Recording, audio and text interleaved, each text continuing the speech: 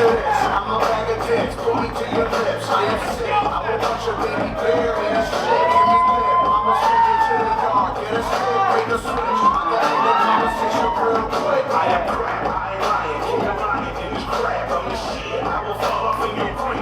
Hello! Monitors. I've never done comedy with monitors before. Alright, I'm gonna sing a couple bars of Journey, and then we're gonna start this fucking thing. Hello, everybody. Let me look at your beautiful, beautiful faces. Figure out which one of you aren't gonna like me in a half hour. What I want to do is I'm just gonna look. I'm just gonna keep my focus here because I'm afraid if I turn my head too far, I'm gonna see Lockwood talking to the people from Make-A-Wish and shit.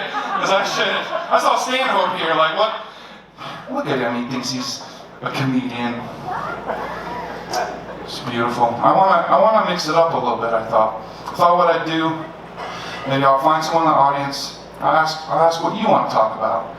And then I will completely ignore you and talk about what the fuck I want to talk about, because I practiced for this. I don't know it.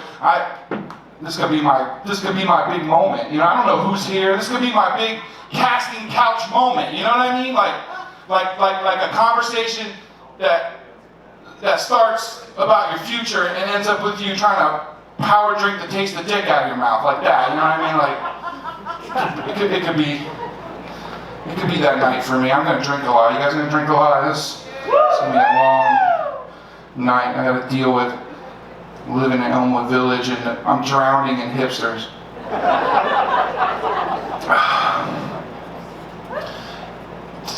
When you do comedy, you hear awesome, amazing stories of New York comics who dodge hookers and pimps and drug dealers just to get to a mic.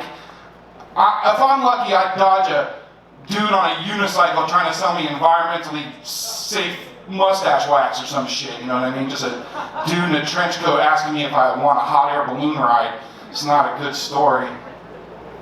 And I like gluten.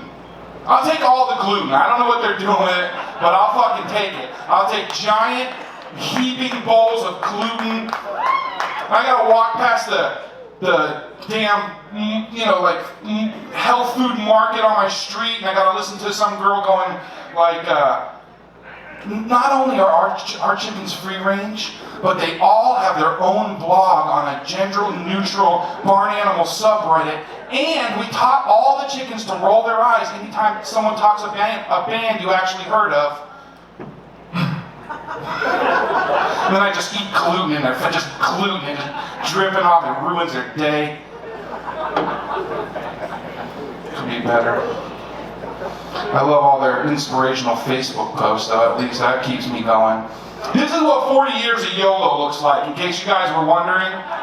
It's not fucking kale shakes and cardio. It's cheeseburgers and ecstasy and no condoms. And I ran this thing to the fucking ground. I'm like the human equivalent of an El Torino on blocks, you know? Not like in front of a nice double wide, but like that scary rusted out one in the woods that kids think is haunted and like there's bums fucking in there or something. I don't know. If you can't see me in the back, just imagine a meatloaf whose life didn't work out, pretty much. I'm like the John Goodman you could almost bring yourself to fuck, you know what I mean? My big claim to fame. But at least I'm charming. Maybe I have to be. Dude, if you look, there's a beautiful woman right back there in a red dress that fucked me after I took her to see Frost Nixon. It wasn't the excitement of the charming, but it doesn't matter now. I did music back then. I was a musician. Now I do comedy. I couldn't get a drunk juggalo chick to follow me home if I had a backpack full of meth in the name of her biological father hanging out of my zipper. Because I do this. Nobody cares about this. And let me tell you, you want to know what it's like to do comedy? On your way, when you go home tonight, just put on Joy Division and cry all the way home and then eat cold Pop-Tarts in the dark. That's what, I jerked off in the kitchen last night, where shame belongs. It's not a sign of good life decisions. Let me try a better explanation. Alright, so when you do comedy, obviously there's something missing in your life that you need something from other people, so you come and do this. But you make an ass of yourself all the time, and then you feel bad, and then you need it worse, and it's like that. Do you guys remember those pictures of those stairs that just go round and round and never go? You know, like Low Self-Esteem by MC Usher, you know what I mean? It's like a picture of an unsatisfied woman, but if you turn it upside down, it looks like my father ignoring me. Like, that pretty much sums it. I'll go home tonight. My big fun night will be calling the suicide hotline and tricking the girl on the other end into talking about something I can jerk off to. And you're right, sir. Yes, I am a multitasker. Yes, that's right.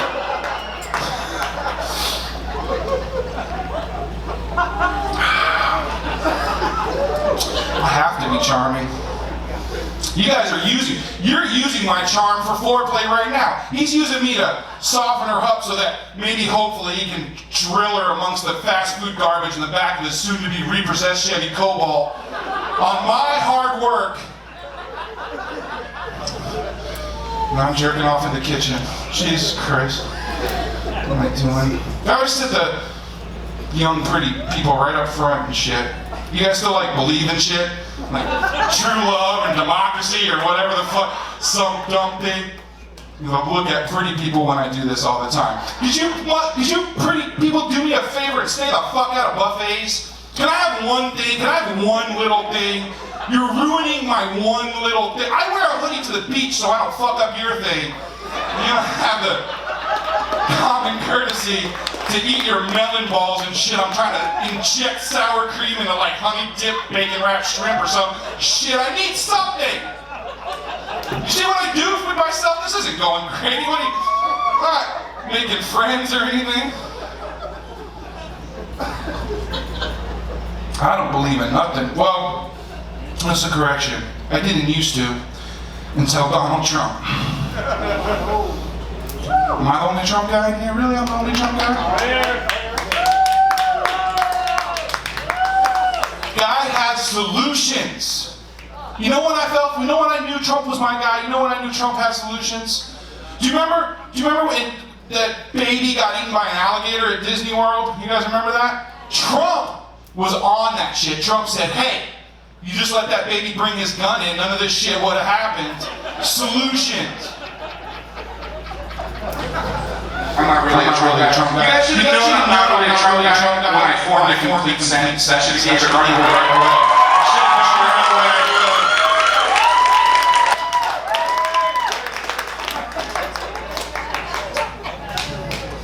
Hope you like your fat guys sweaty, because that's where this is going. No, I'm a big lefty. I smoke a lot of weed and watch documentaries and cry, and I think that pretty much makes me, I feel like you guys don't believe me. I feel like you guys don't believe that I'm a good social justice warrior. I'll prove it. I'll prove it. Every day, I write in my diary. Every morning, I write about the issues, the social issues that matter most to me. And I think, since I'm feeling a little disbelief, I have my diary right here. Prop comedy, know where I'm gonna smash watermelons later or some shit. No, I wrote this morning, and I want to share it.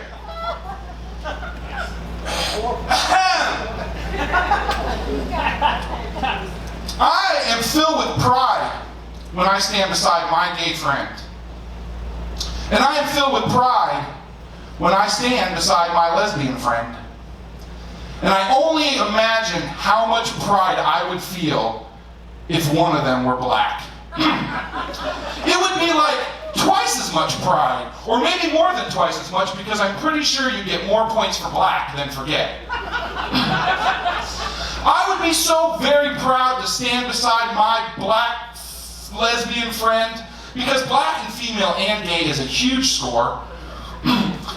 And when we walk through Whole Foods side by side wearing matcha pita t-shirts, sipping our fair trade soy milk lattes like a shining beacon of tolerance and acceptance, Everyone will applaud my progressive values, and I may shrug inside and roll my eyes at your white male gay friend like a social justice starter kit, you poser.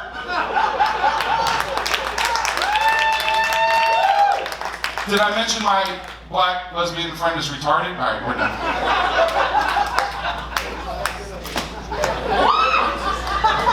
I quit, whatever that is. I hope you're all big lefties, because this is what we do here is a disposable income. You know, a situation like the 1% do not open mic. Do you know what I mean? Like that trickle down shit dries up way before it gets to dick joke money. So vote left, however possible. You will. By the end of this show, you will. I think, if we're getting away, I think the point of all of this is that I'm a giant asshole. I think so far we pretty much have established, but we're all assholes, right? I mean, to someone, right? Right? Somewhere, to someone, we're all assholes, right? Someone, to you, right? I haven't met you. Probably asshole, right? I mean, just to somebody out there is having a horrible day because of something you did. Do you know what I mean? Like somebody, right? To somebody, your mother, to somebody in the world, your mother is a dirty, lying bitch who broke hearts and destroyed lives, right? So thank you. We're all, so here's what you do. Here's what you do. You find bigger assholes, and then you feel better about yourself. I have my in-laws.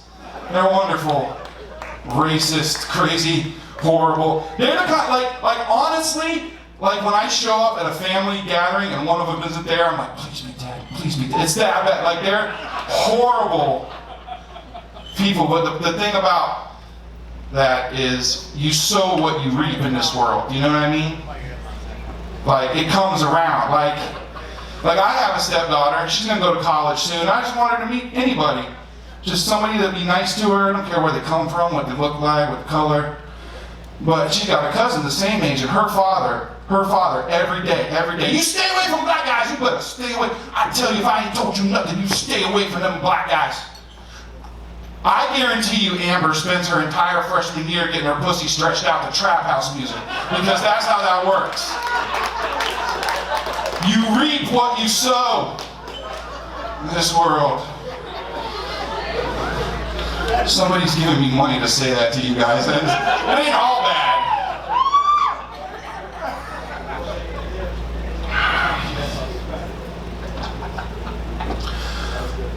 Young people ain't no better. Half of you in here think you sowed the seeds of racial harmony with a fucking Facebook post and shit. It's not. You don't get it.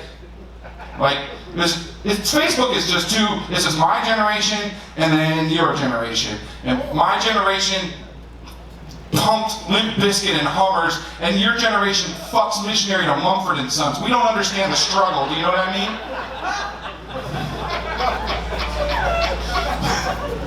Holy shit.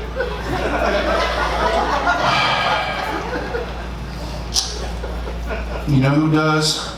Soon to be President Kanye West and shit, that's who. President Kanye 2020, baby. He's gonna do some fucked up. Kanye has the crazy eyes. Kanye's gonna do some shit so crazy white people forgive OJ. You know what I mean? Like, he's got the crazy eyes. I'd rather have...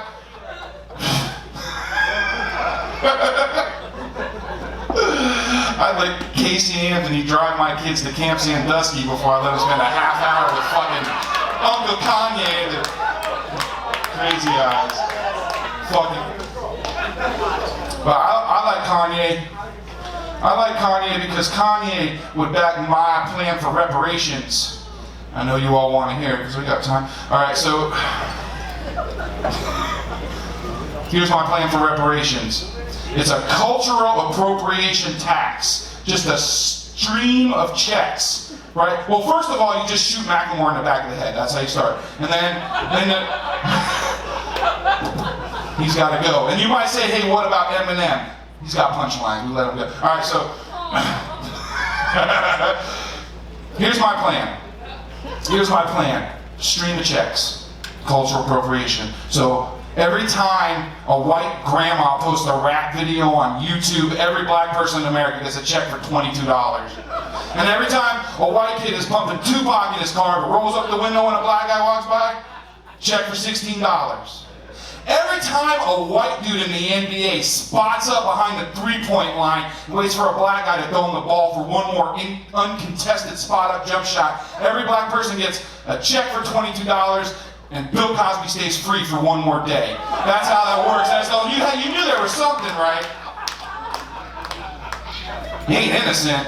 J.J. Redick keeping Cosby breathing free air. That's a joke for the basketball people. And there's got to be some of you somewhere in here.